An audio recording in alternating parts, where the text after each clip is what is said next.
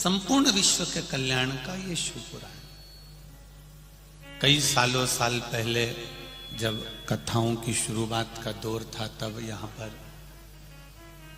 श्री मदन गोपाल जी हेड़ा, पद्मा जी हेड़ा, जीजी बाई यहाँ पर रहती हैं, उनके माध्यम से पहले एक दो बार यहाँ आना हुआ हेड़ा परिवार के द्वारा, और अब यहाँ आदरणीय मंत्री महोदय के द्वारा यहाँ पर फिर आगमन हुआ। ये शिव कृपा है, ये शंकर की उदारता है। तेरी कृपा बिना न हिले एक भी अणु, लेते हैं श्वास तेरी कृपा से तनो तनो। बखान क्या करूं मैं राखों के ढेर का, चपटी भगोत में खजाना कुबेर का। शंकर भगवान पर यदि हम एक लोटा जल चढ़ा रहे हैं, एक बेलपत्री चढ़ा रहे हैं, शिव जी को यदि हम एक चावल का दाना भी चढ़ा रहे हैं, तो ये निश्चित है उसका पुण्य, उसका फल हमको मिलता जरूर। वो कभी घट नहीं सकता, वो कभी समाप्त नहीं हो सकता, वो मिलेगा जरूर। बस हमारे भाव कितने सुंदर हैं ये परमात्मा देखता है, शरीर कितना सुंदर है ये संसार देखता है।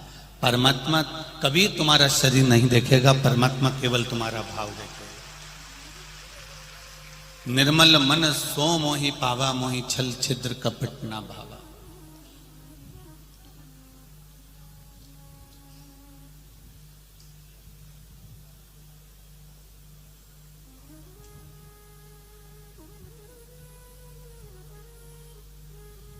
आदरणीय दादा श्री मंत्री जी दगड़ू जी भूसे जी की धर्म पत्नी जी पहली बार सीओर आई थी, और जब उन्होंने, उनके साथ में कुछ गार्ड वगैरह भी थे, और जब सामने आकर बैठी तो हमने उनसे उनकी नम्रता, उनकी विनम्रता, उन्होंने प्रणाम किया, बैठी। हमने उनसे पूछा आपके साथ में ये इतने गार्ड वार्ड लगे हुए हैं, कोई मंत्री फंत्री हो क्या, या कोई मिनिस्टर आदि हो? तो उनके शब्द, पहला शब्द था, हम बस केवल भोलेनाथ जी के चरणों के दास हैं और कुछ भी नहीं। जब उनका पुत्र अभी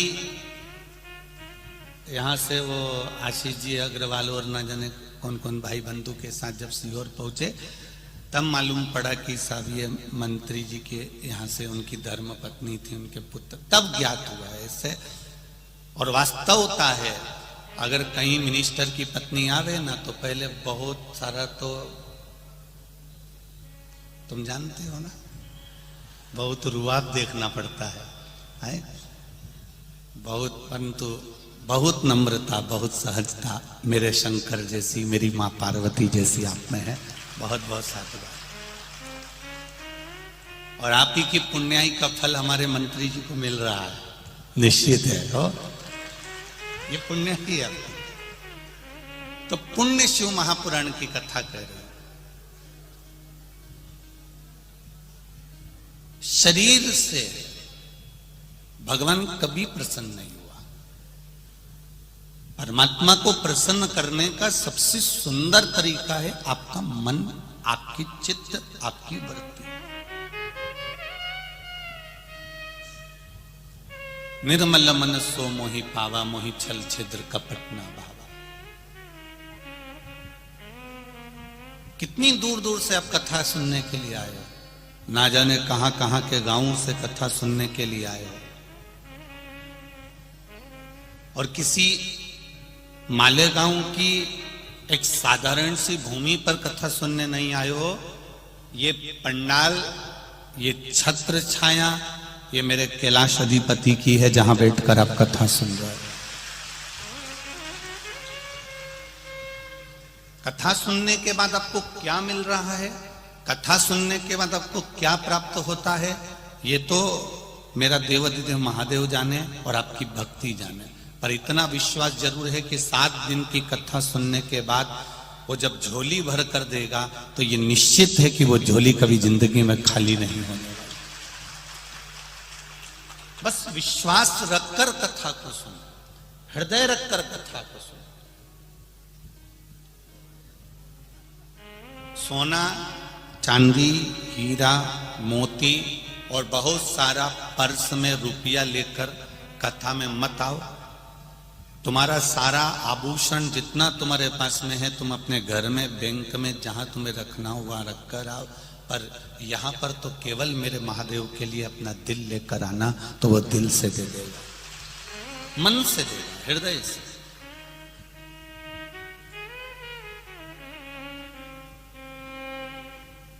पुण्य की कमाई किसको कहते हैं?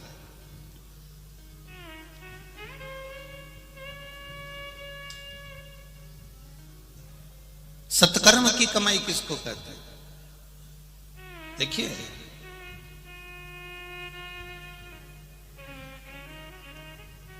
पुण्य की जो कमाई होती है वो कहीं ना कहीं हमें अच्छा फल प्रदान करती है।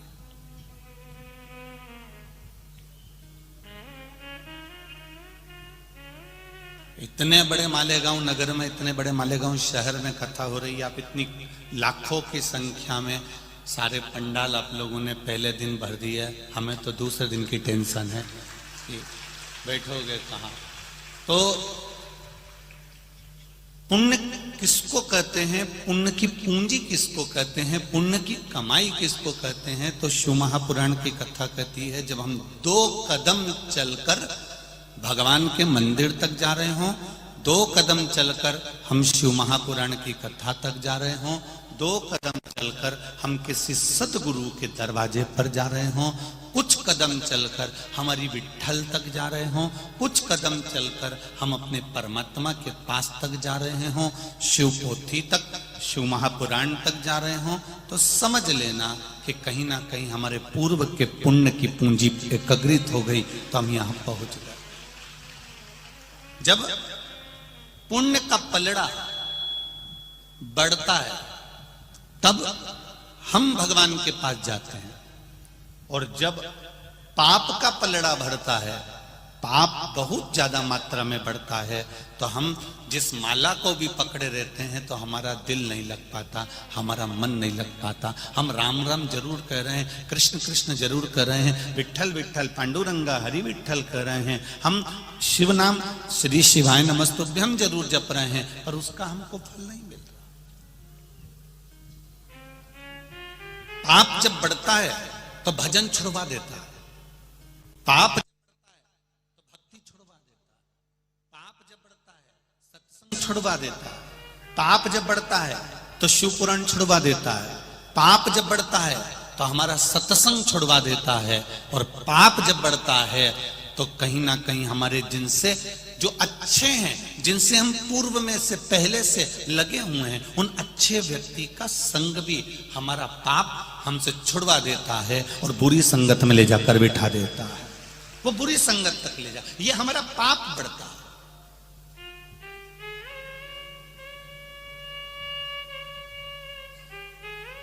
एक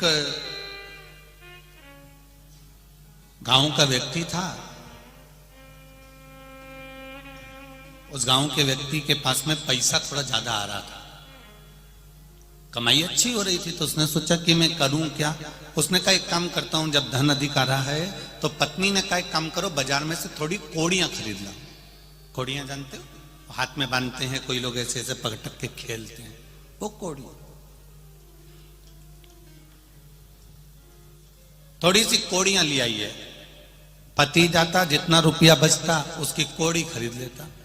अब कोड़ी इकट्ठी कर करके रखने लगा, ढेर कोड़ियों का ढेर लग गया, पूरा घर, पूरा गोडाउन कोड़ियों से भरा गया।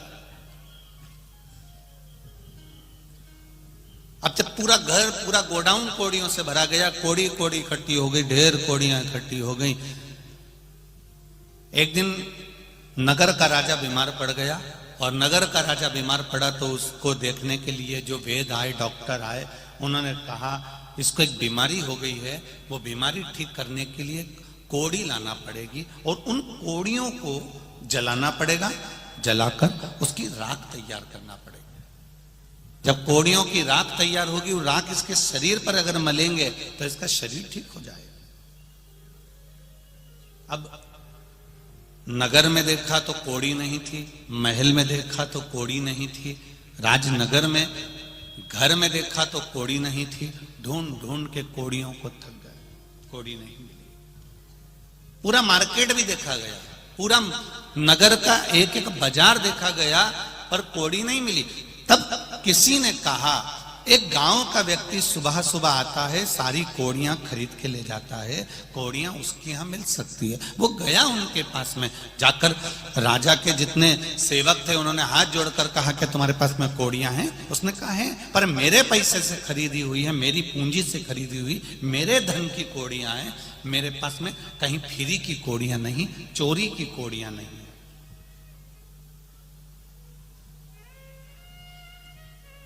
कोड़ियां हैं? हाँ, लाओ जरा कोड़ियां दो। उसने कहा मैं अपनी कोड़ी नहीं दे सकता, तुम्हें देना पड़ेगा, राजा बीमार पड़ा है। उसको डराया, धमकाया। तब उसने एक थाली में कोड़ियां भरकर लेकर आया। उनसे कहा लो तुम्हारा झोला पकड़ो, बैग पकड़ो, बारदान पकड़ो। उन्होंने बारदान पकड़ा, इसने कोड़ियां पर हाथ फेरा, उनके झोले में दिया। फिर भर के लाया, फिर कोड़ियों पर हाथ फेरा, फिर उनके झोले में, उनके बैग में, उनके बारदान में दिया। बार बार यही कर रहा था।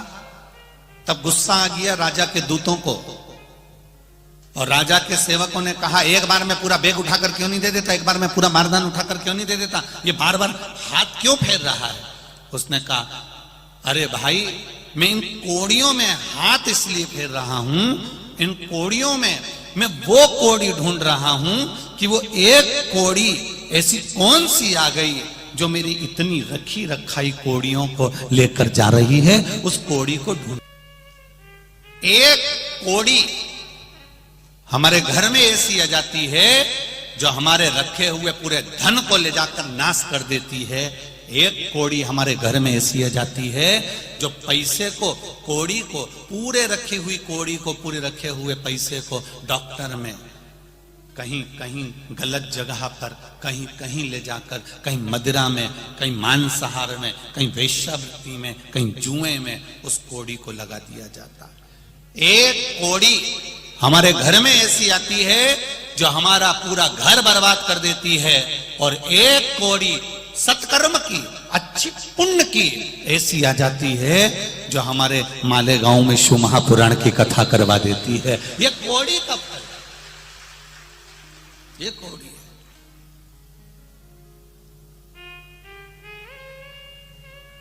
आप भाई हो, इतने मेरे भाई बहन यहां पधारे हुए हैं, मेरी माताएं आई हैं, यहां मेरे भाऊ लोग आए हुए हैं। विचार करना आज घर जाते जाते कि तुम्हारे पास में वो कौन सी एक अच्छी कोड़ी आ गई थी जो तुमने घर से चली, ऑटो करा, रिक्शा करा, बस करी, गाड़ी करी, 10 रुपए लगाकर अच्छी कोड़ी थी, इसलिए भगवान के यहां तक आ गई, शिव पुराण तक आ गई। वो अच्छी कोड़ी थी तो यहां ली। और अगर बेकार कोड़ी होती ना तो तुम आते आते भी घर से, कई माताएं ऐसी होगी जिन्होंने अपनी पड़ोसन से कहा होगा चल रही क्या, चल रही है क्या? हाँ चलूंगी तो सही, चल तैयारी करी, और मालूम पड़े कोई ना कोई ऐसा मेहमान आ गया, कोई ना कोई अतिथि आ गया, कोई ना कोई ऐसा काम आ गया, कोई ना कोई ऐसा कारण आ गया कि वो यहां तक पहुंच भी नहीं पाई। तुम आ गए, वो नहीं पहुंची। समझ लेना, ऑटो वही है, रिक्शा वही है, बस वही है, गाड़ी वही है, पर उस गाड़ी में बैठने वाला व्यक्ति जिसके पास में पुण्य की पूंजी थी, जिसके पास कहीं सत्कर्म